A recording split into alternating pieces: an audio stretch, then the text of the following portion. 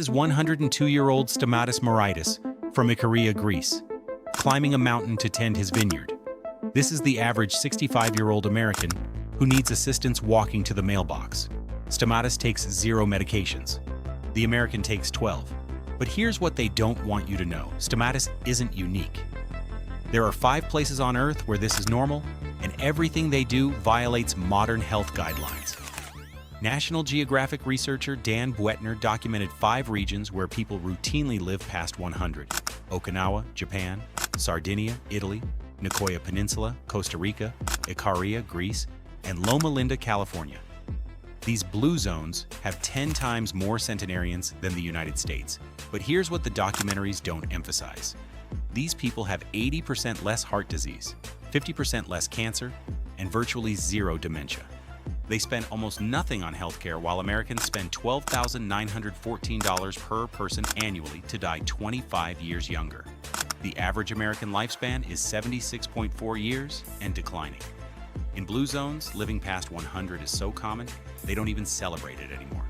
What are they doing that modern medicine doesn't want you to know? Researchers followed these centenarians with cameras, documenting every moment of their daily lives. Here's what they found. 5:30 a.m. Wake naturally with sunrise. No alarm clocks, no smartphones. First activity, 96-year-old Giovanna in Sardinia walks to her garden, tends her chickens, collects eggs. She's been doing this for 80 years. Modern Americans check 47 notifications before getting out of bed. 7 a.m. Breakfast isn't rushed. 101-year-old Kamada in Okinawa hand grinds turmeric root, makes fresh tofu, picks vegetables from her garden. Total time, 90 minutes. She's burning calories while making breakfast. Americans grab processed bars while driving. Throughout the day, natural movement constantly. These centenarians climb hills, tend animals, harvest gardens, walk to neighbors. Researchers tracked 15,000 to 20,000 steps daily without ever exercising. They don't have gym memberships because life itself is exercise. 4 p.m., sacred social time. In Sardinia, men gather for wine and conversation. In Okinawa, women meet for tea. Physical touch, laughter, 0 isolation. Studies show they have 3 times more daily social contact than Americans who die of loneliness. Evening, multi-generational dinners. 105-year-old Giuseppe cooks for 13 family members living in the same compound. 3 generations sharing meals daily.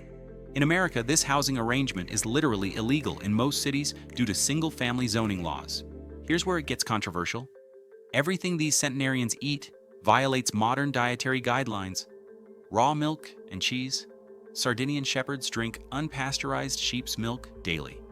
This is illegal to sell in 17 U.S. states, and the FDA claims it's dangerous. Yet these shepherds have 50% less bone fractures than Americans drinking pasteurized milk. Fermented foods at every meal. Miso, natto, pickled vegetables, fermented tofu, natural probiotics that cost nothing. Americans spend $50 billion annually on probiotic supplements that don't work as well. Saturated fats, the FDA says, will kill you. Olive oil by the liter, nuts, avocados, fatty fish. The Icarian diet is 40% fat. The American Heart Association says this causes heart disease. Icarians have 50% less heart disease than Americans following low-fat diets. They eat meat sparingly, about 5 times per month. But when they do, it's the whole animal, including organs, the USDA says are dangerous. Liver, heart, brain, all banned or restricted in U.S. commercial sales. No processed foods, no seed oils, no GMOs, no pesticides. Their food comes from soil within walking distance. The average American meal travels 1,500 miles and contains 37 synthetic ingredients. Now for the most shocking revelation. Researchers documented the medicine cabinets of centenarians. Average medications taken by blue zone centenarians, 0 to 1. Usually just aspirin occasionally. Average medications for Americans over 65, 5 prescriptions. Over 75, 12 prescriptions. The U.S. is 5% of world population, but consumes 50% of all pharmaceutical drugs. These centenarians have perfect blood pressure without medication, perfect cholesterol without statins, perfect blood sugar without metformin. They're achieving naturally what Americans spend $350 billion annually on drugs to fail at. When researchers tested their blood work, they found something extraordinary.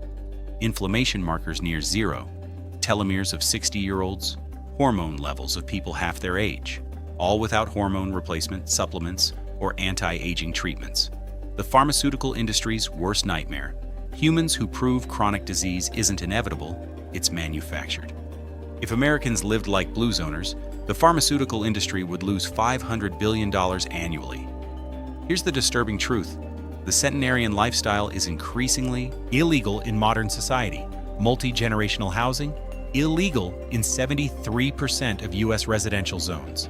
Single-family zoning laws prevent families from living like blue zoners, where grandparents, parents, and children share compounds. Food production. Growing food violates HOA rules in millions of American homes. Keeping chickens is illegal in most cities. Selling raw milk is criminal.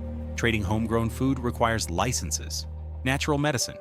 Blue zoners use herbs and traditional remedies passed down generations. In America, giving your neighbor an herbal remedy is practicing medicine without a license. A felony. Building codes prevent their housing. Adobe, stone, and natural materials they use don't meet modern codes. You literally cannot legally build a blue zone home in America.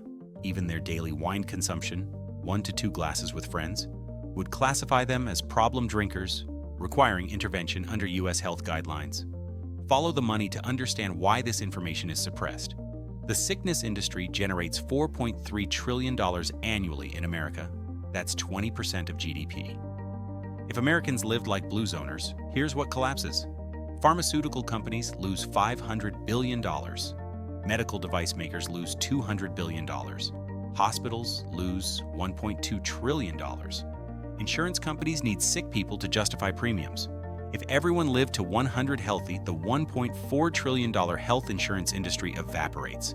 Nursing homes, $400 billion industry, disappear when families care for elderly.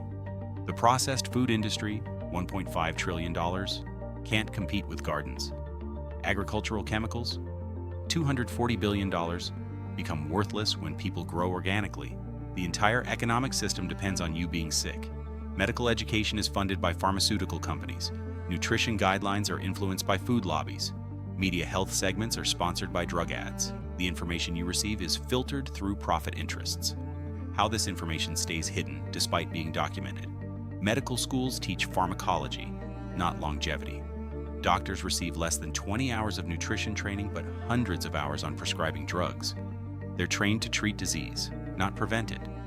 Research funding goes to drug development, not lifestyle studies. The NIH spends $45 billion annually, less than 3% on prevention. Why? You can't patent a garden or walking. Media won't cover this comprehensively. Pharmaceutical companies spend $4.5 billion on direct-to-consumer advertising.